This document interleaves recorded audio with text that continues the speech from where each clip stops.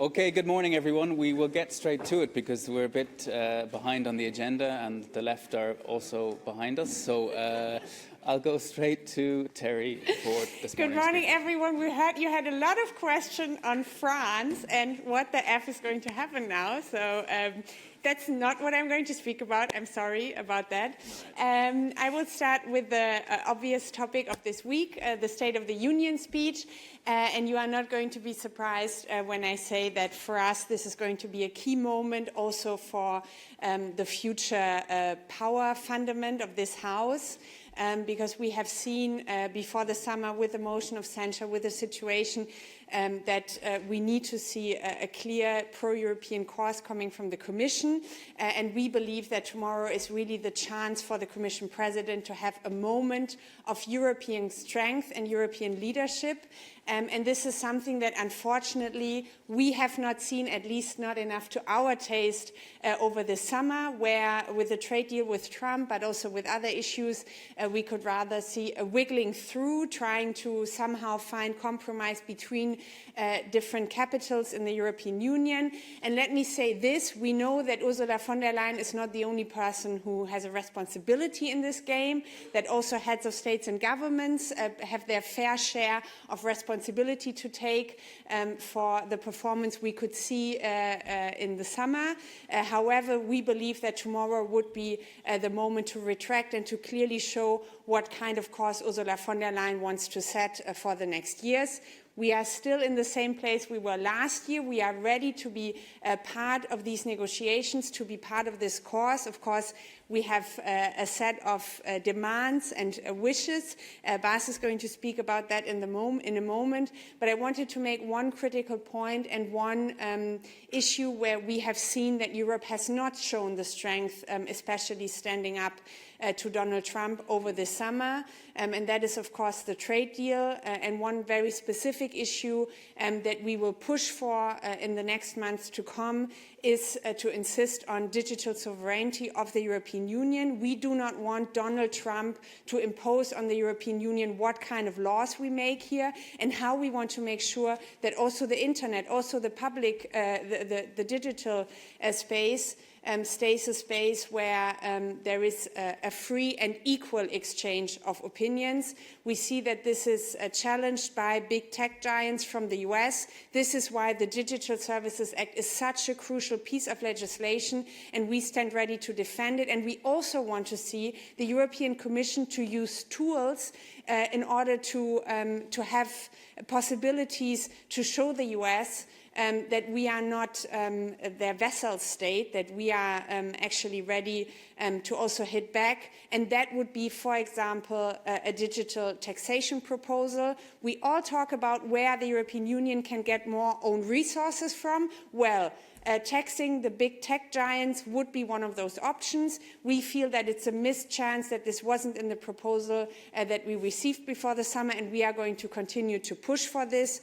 So first, we will push for having our own laws also when it comes to the digital sphere, and we want to push for fair taxation also for digital services in the European Union. I'll leave it here and you can go on, Bas. Thank you, Terry. Now, I will continue a bit on what we expect also tomorrow from the President of the Commission. I mean, if you listen to the priorities of this Commission, I think two priorities stand out very clearly, and that is, of course, security and competitiveness. However, we are very critical on how that has been implemented over the last year. I don't think anyone disagrees with priorities of competitiveness and security, but of course then it is about how do you implement it. On security, until now, it has been narrowed down mainly to defense spending. And maybe to some people's surprise, the Greens have been supporting that direction because we see how important that is. But at the same time, this is not the only issue of our security. And I just want to remind you also this summer, it showed again and again how vulnerable the European continent for climate change and climate disasters are. The biggest forest fires have swept through our continent this summer. And each summer we are breaking records in a negative way, and it's really wrecking our society. This means we need to prepare as a European society for these climate disasters. That is climate resilience that we need to build. That is also about our security, and that broader concept of security is something that we want to hear also from this Commission and also to act on it. The same is a bit with competitiveness, because let's be honest, what this Commission has been doing on competitiveness is mainly simplification and deregulation. That will not bring the jobs back to Europe. The only way to bring jobs back to Europe is to have a credible, innovative, green economy where investments are being done, where we are investing in our workforce and making sure that the European money also stays in Europe and is invested in Europe. That means a much more active European Commission on these issues than we have seen, because until now we have only seen a communication on a clean industrial deal, but hardly any follow-up. So the messages that we are expecting from the President are very clear. Maybe your priorities can stay the same, but the way you are acting on it, the way you are interpreting it, really needs to change. Last point on international and our international credibility. If there is one issue where this Commission has shown leadership, it is about Ukraine and Russia. This Commission did proposals when the Council was not ready. Ursula von der Leyen, rightfully so, was talking about Ukraine becoming member of the EU before member states were ready for that. That was leadership we saw from this Commission. And the big question is, where is that leadership when it's about Gaza? When we are talking about our own credibility international on the situation, what is happening there, we don't see that leadership. We know it's difficult in the Council. We know that even a very modest proposal on Horizon is being blocked in the Council. But we also know that this Commission can do more and should do more. And that is certainly also another topic that we will listen to very closely tomorrow. Thank you. Thank you, Bas. Thank you, Terry. We'll go straight to questions. I see one here first. Please name your media outlet and name. Sure. Jarno Hartikainen, Helsingin Sanomat. The left is gathering signatures for the motion of censure initiative. Do you plan to support that initiative? Thank you. Well, to be honest with you, we know that these signatures are being collected. We haven't had a full group debate about it yet, but I will tell you one thing. We have issues that are coming up where we can, for example, vote against when it comes to the US trade deal, where we will have a very clear position as a group. For me right now, starting a motion of censure is not the course that we want to set. We will see tomorrow what Ursula von der Leyen is going to make out of this situation. If it is going to be a completely disappointing speech tomorrow, I can tell you the likelihood that people from our group are going to sign this motion of censure request is going to be higher, but we still want to see what's in the game right now. Has she understood that she needs to set a very clear course for the next years? Will this be reflected in the Commission work program? And then we will see how the group is going to position itself on the motion of censure. But I want to say one thing very clearly. We are in a geopolitical situation where we know not only Russia, but also other actors on the international scene want to destabilize the European Union head-on. And now having an institutional crisis also in Brussels is not going to be helpful. We see what is happening in France. We see other member states where the situation is becoming destabilized. I do not see what kind of alternative we have on the table right now, and we will need to see how we get out of a political crisis, out of an institutional crisis again. So this will be the different sides in the balance when we speak about any motion of censure request. Thanks, Terry. I take here first. Good morning, Mark Peperkorn, Volkskrant. I have a question about the EU-US trade deal, because I don't understand actually what you want with it. I mean, you stress the importance of digital sovereignty, and the way I see it, that's the only part actually in the EU-US trade deal which was taken care of, because the EU didn't give in on this. So what do you want more, except for this digital tax, to change in the EU-US trade deal to approve it as the Greens? Thanks. Well, as I said, there are things in this trade deal that are not there. For example, moving ahead with the digital tax, which would be a very strong tool that the Commission could have proposed before the summer. If you make a proposal, you can still withdraw it, but right now this is not on the table. And clearly the fact that it's not there is weakening the European Union. So this would be one very concrete issue. And the other issue is, when we talk about the Digital Services Act, it is true, it is legislation that we have on the table right now. But where is the European Commission actually executing that, using it to enforce it? We see that there is disinformation spreading in the European Union ahead of every single election. We know how powerful already now these algorithms are, how powerful Russian hackers are. I have just been attacked myself over this summer.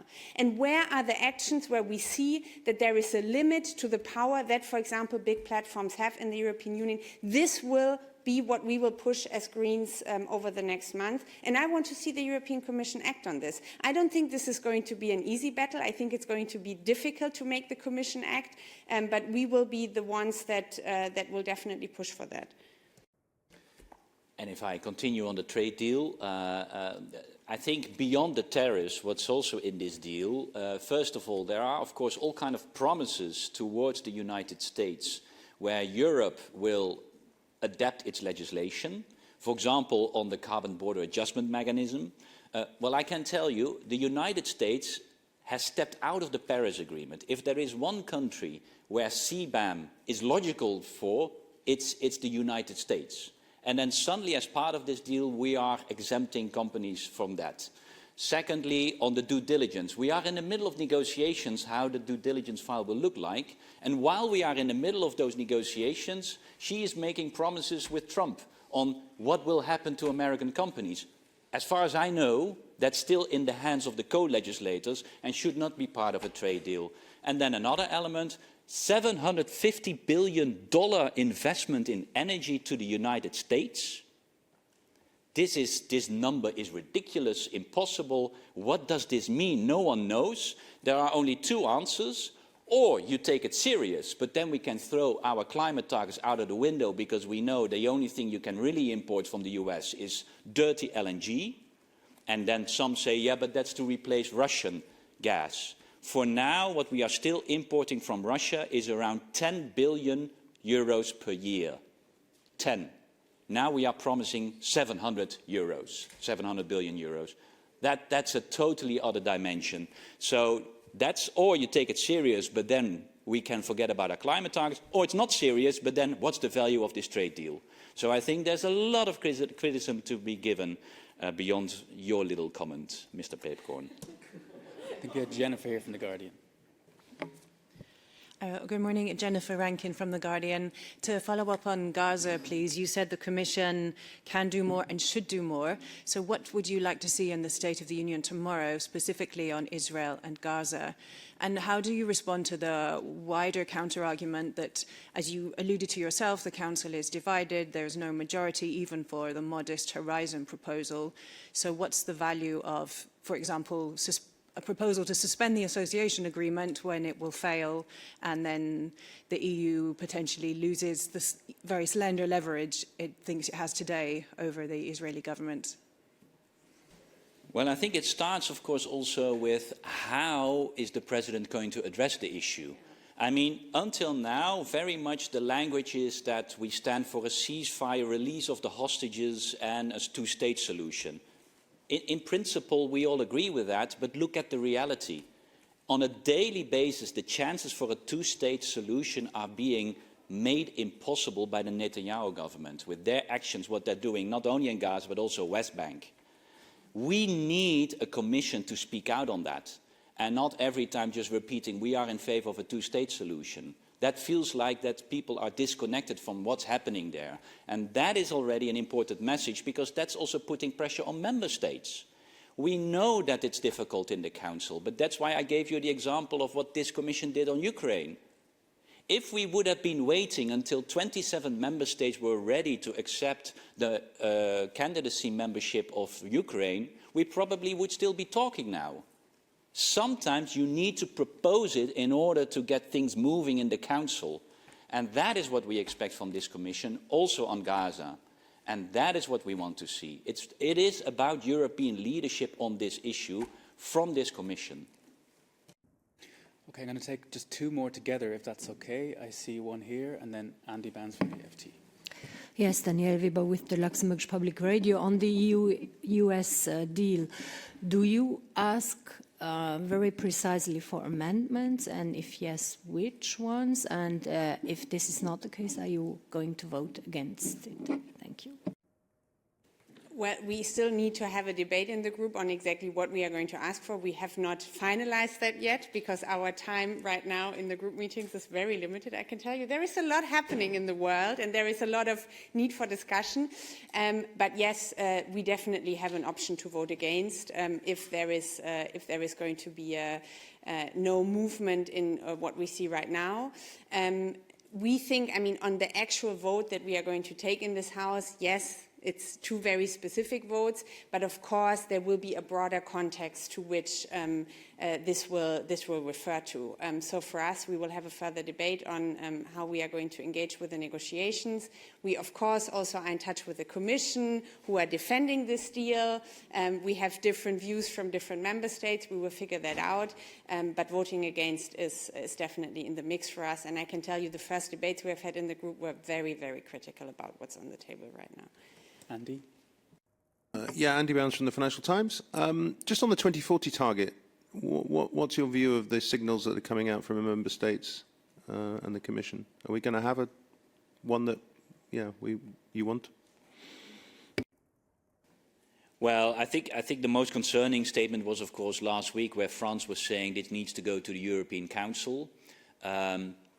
Let me be very clear. If you want to make a file impossible, just send it to the European Council. So what Macron is doing here is killing climate policies and also killing the Paris Agreement. So probably he needs to reassess that. We are still doing our negotiations in this Parliament. We are positive about what we can achieve within this Parliament. But of course, we are also dependent on what's happening in the Council. We are still fully supporting the Danish presidency, who is really trying to make progress on the file, still trying to get a deal in an extraordinary Environment Council.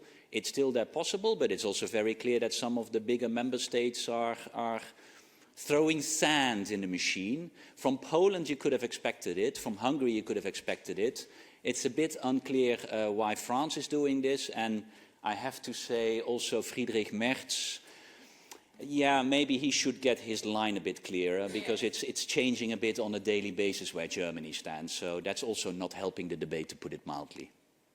Can I just add, I mean... I knew you would be triggered on. No, I'm not going to speak about Friedrich Merz, because I think the Council obviously is important, and it's a key question on what is going to happen there. But also here in this Parliament, we all know what happened before the summer. Things could have been much easier in terms of negotiations. And again, if you look at the situation that we are in right now, if we do not constantly want to be in this situation in this House, where we have an unclarity about where we go... That was I hope it wasn't a reaction to what I just said. Then we just need to have a more stable working relationship between the pro-European democratic groups in this House. Because otherwise the Parliament is going to slow down every kind of process in the coming legislature, and that cannot be in anyone's interest. So for me, what has happened with regards to the 2040 target is again a very, very clear sign that the pro-Europeans need to get their act together, and that we need to set course for making the European Union stronger and more ready to act in the next month. Very good. Thanks all. I'm afraid we're out of time and we have another group waiting. But you can get us outside if it's urgent. Thank you.